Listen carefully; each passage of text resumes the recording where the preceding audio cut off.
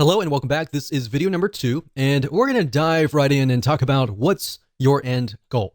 So before we jump in and talk about the technical parts of how to set up your email autoresponder series, it's really important to understand your end goal.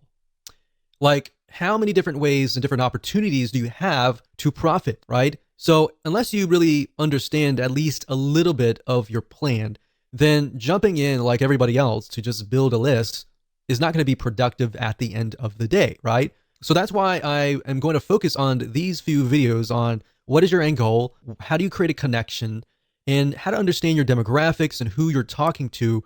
That is actually something that most people totally forget about, and they skip that. And when they skip that, you actually end up failing or not profiting as well as you should be at the end of the day. So what I want you to do is I'm going to ask you a bunch of questions. And at the end of this video, I want you to pause it, take your time to jot down the answers to these questions before you actually move on to video number 3.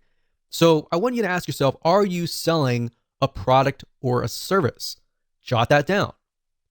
If not, are you selling an affiliate product? Now, if you're selling a product, obviously you could sell an affiliate product in the long run or vice versa. You really just want to get an idea of what your end goal is now, and what your future end goals could look like is fine. And the reason why I ask you to write this down is because if you're selling your own product, you can do a few things like build a relationship. And there's a few more things that you could easily do, like brand yourself, provide more value. And there's a different way of doing it, basically. If you're selling an affiliate product, you could still build a brand, but you're selling somebody else's product. So you need to gear it in a certain way. So in other words, if you're selling a product or service, you need to clearly understand what are the problems that your prospect faces, right? And give them tips and pointers along the way and build a relationship with them, gain their trust so that they're interested in your product or service. Now, if you're selling an affiliate product, on the other hand, then you may not be required to do all of that. Instead, you can provide a little bit of value and build that relationship up front. And then, of course, you can sell somebody else's product. So it's similar, but it's a little bit different slightly. But knowing your end goal is key. So if you're selling a product or service right now at this very moment, then write that down. If you're not, and you're selling an affiliate product right this moment, then jot that down. All right. The third question I want to ask you is, why are you trying to build this list? You might answer, well, of course, I'm trying to make money. I'm trying to build a list. I'm trying to print money. And that's everybody's goal. But I want specifics. I want you to write down, why are you trying to build this list? I want to make more sales for XYZ product. I want to help more people who are facing this particular problem. In fact, jot that down. I want to help more people who are in this very specific niche, in this very specific demographic. I want to help more people like me. Jot that down, because then you can use that later in your email autoresponder series.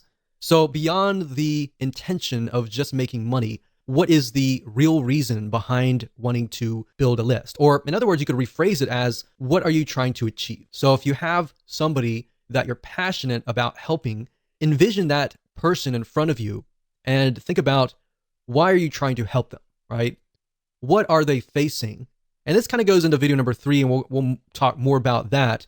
But if you think about, why are you trying to achieve them? What are you trying to achieve in this whole project of creating this list, or this journey of creating this list? What do you want people to feel like? Do you want people to feel like they trust you, you want people to laugh? Do you want people to feel sad, feel happy? What do you want them to feel like as you're building that relationship? Now, you might ask, why would I want somebody to feel sad? Well, if you're trying to gradually build up to that point of trying to sell them, you want to focus on their pain. Not necessarily your goal is to make them sad, but your goal is to find their pain and to show them that you understand their pain. You understand where they're coming from, right? And from that point, how do you heal them? How do you help them? How do you solve their pain? All right. So that's what you want to do, and jot that down. So what I'm trying to get at is, there should be a very specific reason why you are building a list. Building a list just because you're told that it's a great way to print money is not the best reason. In fact, money should come last. Helping people should come first. If you can help 1,000 people, and those thousands of people are truly helped, or you provide them with a solution, even if they were to pay you $10, every single one of them, that would be about $10,000.